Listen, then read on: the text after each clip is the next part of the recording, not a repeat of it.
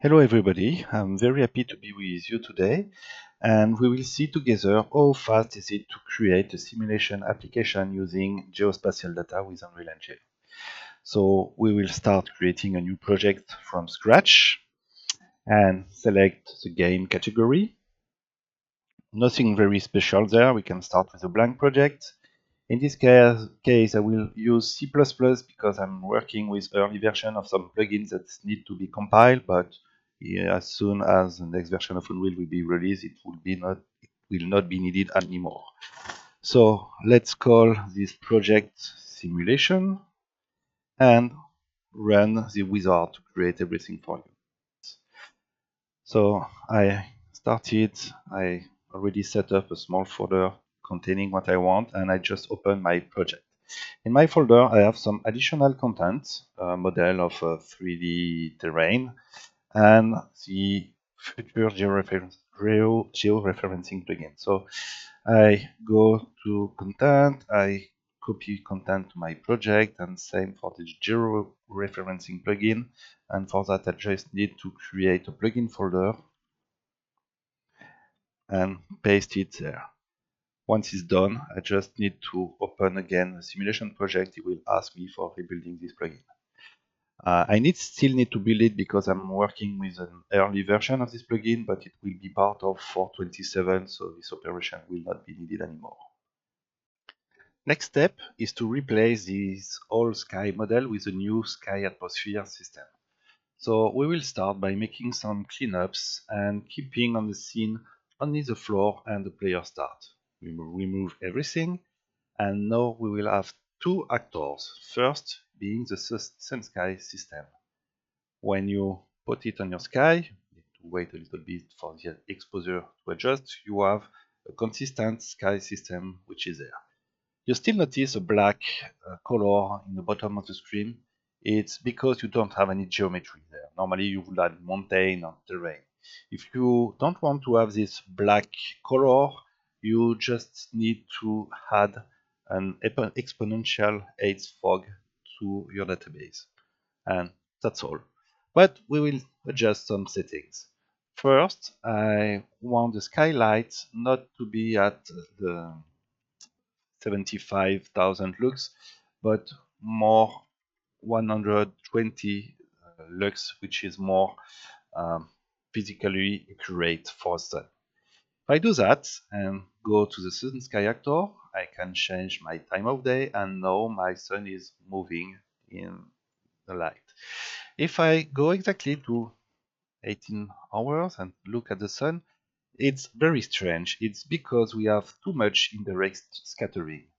For that, we need to cancel the scattering behavior of the fog that comes in on top of the one from the sky atmosphere. So just to do that, you need to go to sun directional in scattering color and put it to 0. And you can also play with the helix fall off to write 2, which is, or 1 if you just want to have nice horizon effects. And now we can go back to our sun sky and check other time day. And for instance, if I go to 20, it's dark, but if I wait a little bit, it will become clearer. If I wait for the auto exposure, yeah. And it should be a dark night. It's not normal. It's too clear at night. We need to fix our exposure to have something more realistic. So, in order to do that, we need to add a post-process volume to the scene, and this will be our main post-process volume. So we need to check the infinite extend, and once it's done, we can go to the exposure settings. Just to fix it, we can raise very high the exposure speed in order to have something very reactive. We can change it back afterwards. And now if I go to 20, you see you have this exposure really fast. And just to limit our adaptation to have something dark during night, we go to this post-process post-processed and set up a minimum exposure. And you can test different values, but what I like, the one I like is 6. I mean, it's night. You can see a little bit the atmosphere, but it's still dark. So we can just add a moon to the scene. We will start by adding a directional light to it, and we call it moon. And the right lux value for moon is roughly 3 lux, which is not a bad value. And in order the moon to be able to drive the sun sky atmosphere, we need to check 2 values. First one is the atmosphere sunlight, means you check it to say that this light will be driving the atmosphere, and we need to change the light index to tell it's a second light for our sun sky system. And now if I take the moon and try to edit its rotation with Control L, it doesn't work because the Control L shortcut is only meant for the sun. And what we can do to edit that, if of course we can drive the moon by a nice system, which is not possible yet, but a nice trick is to put the sky at nice location, let's say this, take the directional light, copy its rotation, go to the moon, past the rotation, and you will have your moon at the same location as the sky. And so if you move the sky farther, the moon will be there and will be there at night. And even at dawn, you can mix both celestial bodies in your scene. So it's not that bad. So we just select this actor, create a folder that I will call env for environment and put everything in. And since I'm happy with my level, I need to make one thing related to the moon is to tag it as movable. Otherwise, you will have the lighting needs to be rebuilt message. So we are done, and we save this current level as our startup level. I will create a new folder for levels and call it outdoor. So basically, we are done with our nice lighting system. Let's start by adding real terrain in our level. So I will go to the mesh. I just imported it before, and I did to the level and go backwards to check how it is imported. It's a random mesh of a random country, and I will go very high and put my level start right there by snapping it to the view. So we will start with this view. And now it's time to define our georeferencing system. I just find an actor in the placed actor mode, and just by dropping this actor in your level, you will be able to define your georeferencing system in Unreal. In that case, the terrain is made in a projected mode, so in a flat planet context. And I remember when I created it, I was using the UTM zone number 31. So the APSG code for that guy is 31. And I also remember that my coordinates were the coordinate of my origin in UTM coordinate were these coordinates. And that's all. Once I do that, I have the right georeferencing for my geometry. So to prove it, I will add a status bar showing our actual coordinates. So I will go to level blueprints and create a new widget. Create widget of class UMG GeoStatusBar. It's a widget provided with a plugin that draw coordinates on the status bar. I don't want to create player, but just to get my player controller. I take it and add my widget to the viewport. And that's all. I can compile, hit play, And here we go, we see our actual coordinates in georeferenced mode. If I try to move, it's very slow. We really need to add a new pawn and new game mode to have faster motion in our level. Okay, so I will go to the content, create a new folder. Let's call it blueprints. In this blueprint, I will create my own game mode, which will be BP simulation game mode, and my custom pawn, which will be inheriting from a pawn, but I will take the default pawn, the base class, and call it BP simulation pawn. I edit this pawn, go to the motion movement components,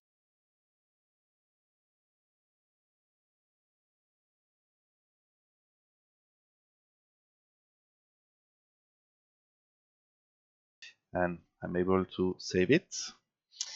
And now in a world setting, I can tell that I want to use my simulation game mode along with my simulation pawn. Last thing I forgot to set up is the sun sky.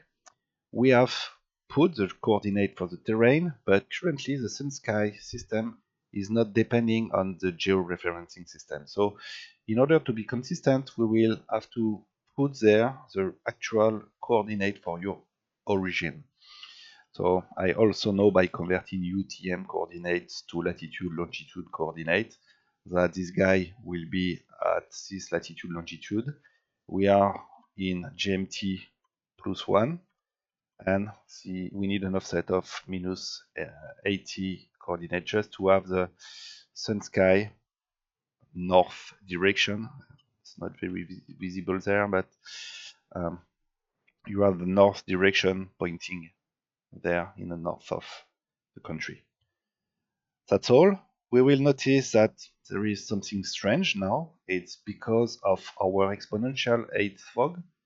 Now that we have brought terrain, it's not needed anymore. The fog will be ended by the sun sky system, and now when we are close to the ground, we have a nice looking sky system.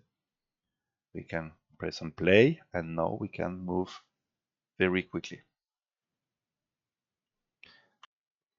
And if you want also to be sure about some location in your environment, you can run this editor utility widget, and it will display your actual viewport location in all the projected or geographic coordinate system you defined previously, along with the information about the point under your mouse coordinates in real time. And that's only in the editor, but if you just want to display some actual geographic coordinate when you are at runtime, you can drop a location probe somewhere in your scene, and this probe will display a widget with the actual coordinates at which the origin of this probe is located. So we just worked on a flat terrain, which was crafted previously, but it's time to switch to another mode where we can use geospatial data streaming modes. So let's say that now I want to bring geospatial data into my project using the ESRI arcGIS Map SDK.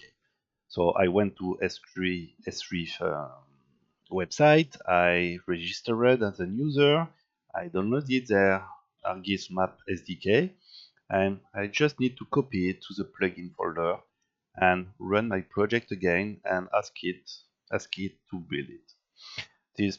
While it is building, just a quick reminder, this plugin is available as a beta version now.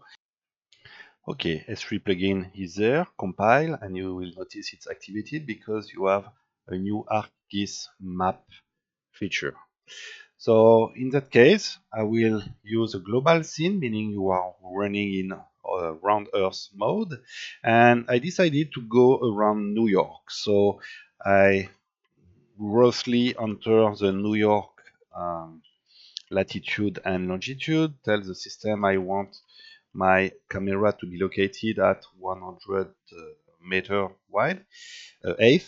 I want altitude. I choose to use world imagery, but I can select another map layer and ask for having a terrain with elevation.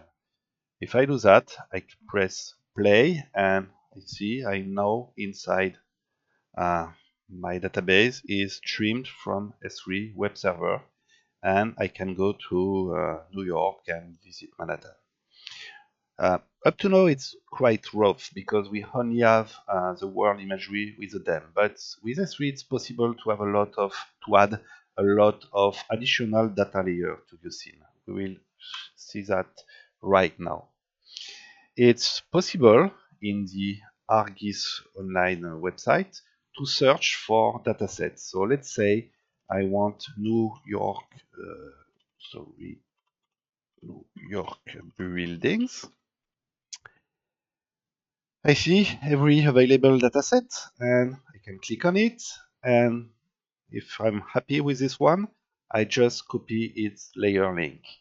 And now I just need to paste this URL and call it at my buildings.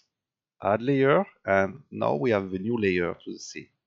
So I will repeat the operation with some additional layers I found useful. First one is transit, and also add it. And the other one is population density of New York. I repeat the operation and add layer.